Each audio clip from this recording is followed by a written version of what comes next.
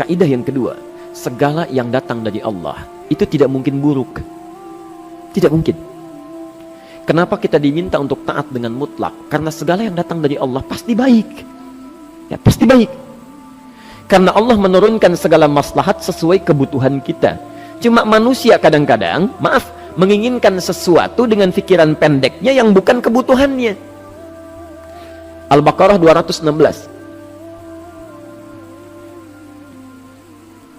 Agak pelan-pelan kita ya.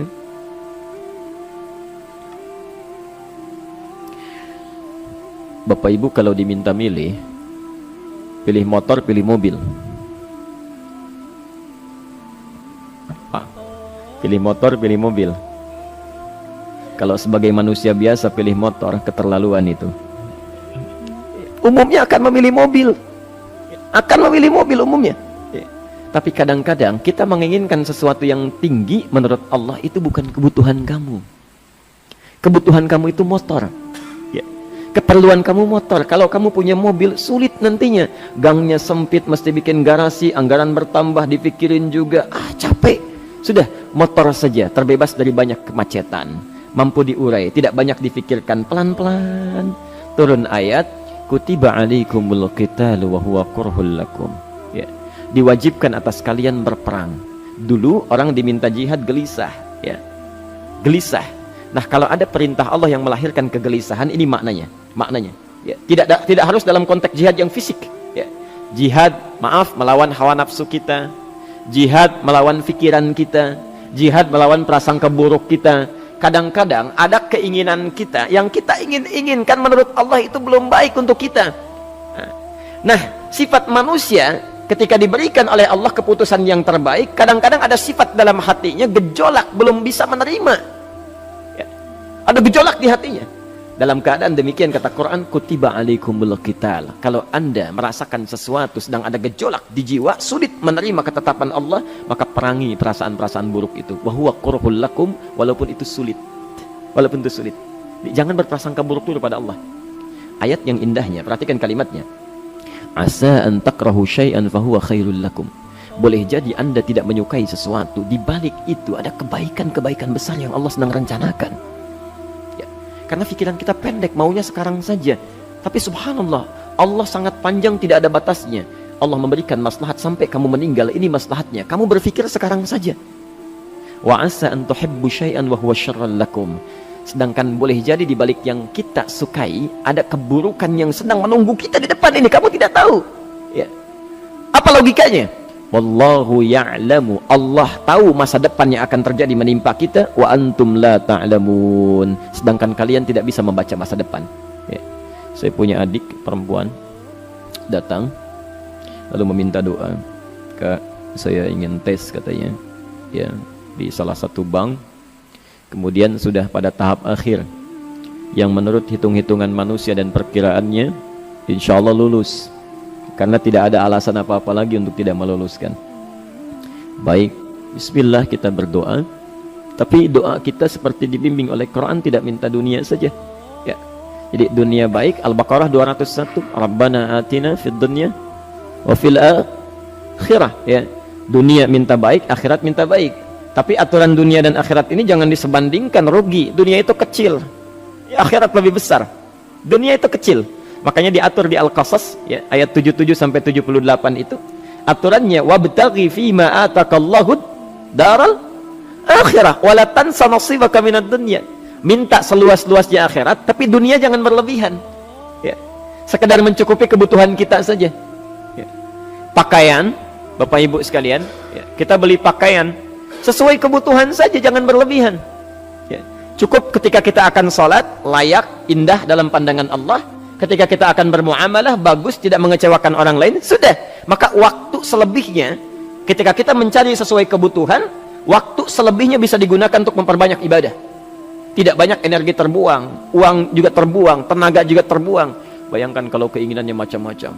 Wah, ingin baju terbaru, ingin tasnya Hermes, mereknya dari Paris, sekarang juga mesti dibeli. Wah, uangnya sudah 400 juta keluar, tenaga mesti keluar, beli tiketnya macam-macam dan sebagainya. Habis waktu untuk mengejar dunia, ibadah tertinggalkan. Di rumusnya dunia itu secukupnya saja. Nah, Yang paling menarik, kita doakan supaya Allah memberikan kebaikan dunia dan akhiratnya yang paling utama. Maka datanglah dengan lesu mengatakan, saya tidak lulus katanya. Kenapa? Saya bilang, saya tidak tahu, saya sudah berusaha. Tapi konon kabarnya, saingan saya adalah anak salah satu pejabat. Masya Allah. Saya bilang, kamu jangan bersedih.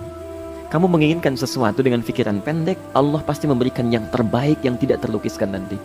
Subhanallah, pekan beberapa hari setelah itu, muncul berita, ternyata dia diterima di bank syariah. Dia menginginkan sesuatu yang diinginkan, Allah menginginkan lebih dari apa yang dia harapkan. Dikasih bank syariah, di situ terjaga, meningkat keagamaannya, terjaga hijabnya, segalanya, dan disitulah kemudian diarahkan untuk menemukan jodohnya. Masya Allah. Dia berpikir saat itu Allah merencanakan masa depannya. Ya. Jadi apa yang Allah sudah rencanakan pasti baik, Pak, Bu.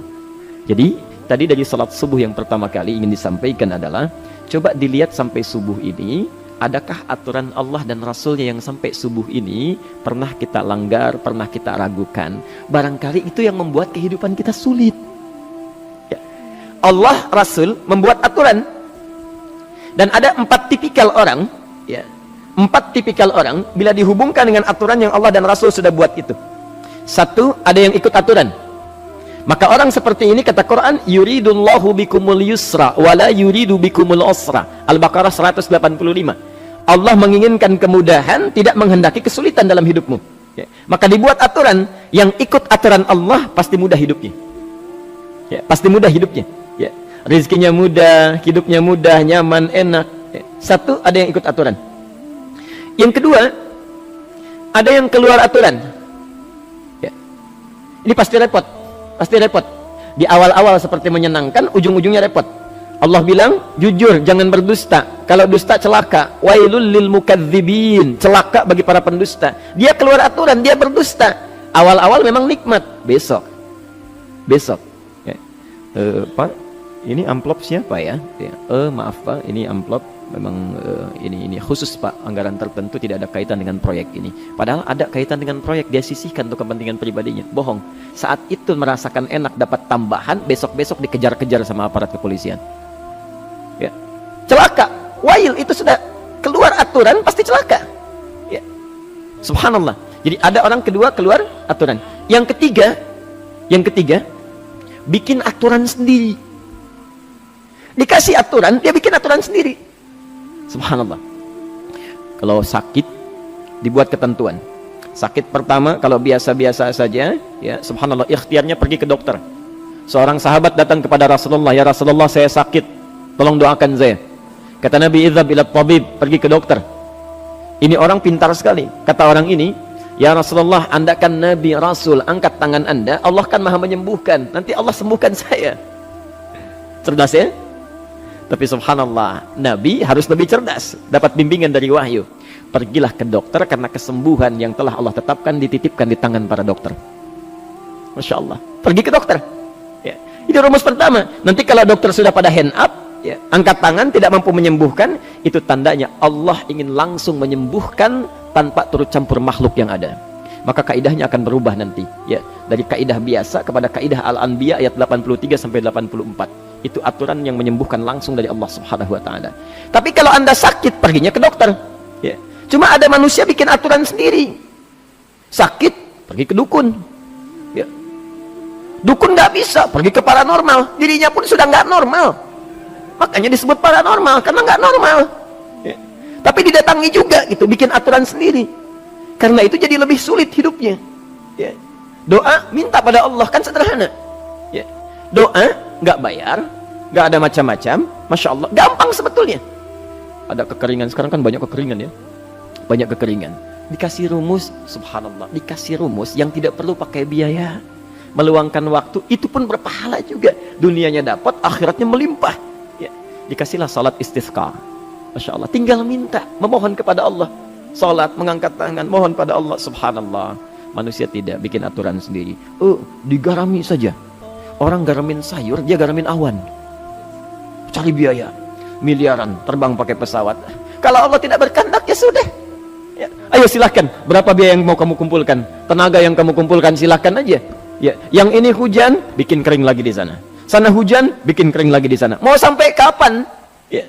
Dikasih yang gratis, tinggal muncul. Cuma manusia bikin aturan sendiri, ya susah hidupnya. Itu yang ketiga.